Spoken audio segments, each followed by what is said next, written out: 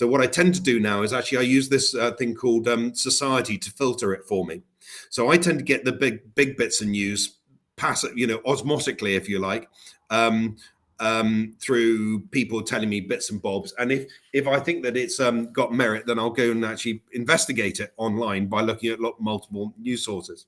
And I try and use the so-called less politicized news sources as well. But I think it's really difficult. And I think that in this age where we live in this, I call it the 160 character society. How can you get a nuanced argument across to somebody in 160 characters? Look at the Ukrainian situation. It's really, really complicated.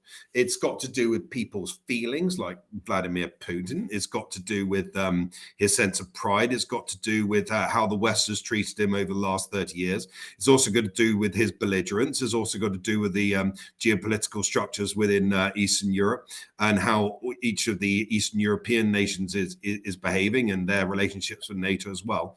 How do you get all that into 160 characters? The answer is you don't. And whilst you can't, it's almost impossible for, I've been arguing for a long time, I think it's almost impossible to lead in a society like that, because you've got to try, the point of a leader and the reason why we pay people to go to Parliament is to solve these really complicated things and spend all day, every day figuring it out. But then we expect them to report back in 160 characters. It's nonsense. It's never going to work.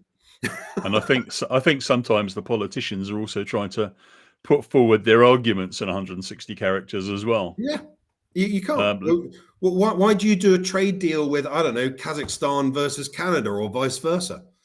A trade deal is going to run to hundreds of pages and it'll be based on a balanced outlook. But you can't get that into 4 sentences. Or if you're Liz Truss, if it involves cheese, probably. Yeah, exactly. Absolutely. That'll seal the deal. That's right. Yeah, that's that. But that is the problem. It's everybody's chucking forward these 160 character messages, and that's it. It's and you can probably get an opinion across in those things, but because it's in 160 characters, it must be a fact, surely. Yeah, well, as people have said for years, there's two parts of any communication. There's the message and there's the meaning. And you need to know the meaning. I used to give the example of, well, if I went home and said to my wife, fetch me my slippers, that means I'd really like my slippers, but, there's all sorts of behind it.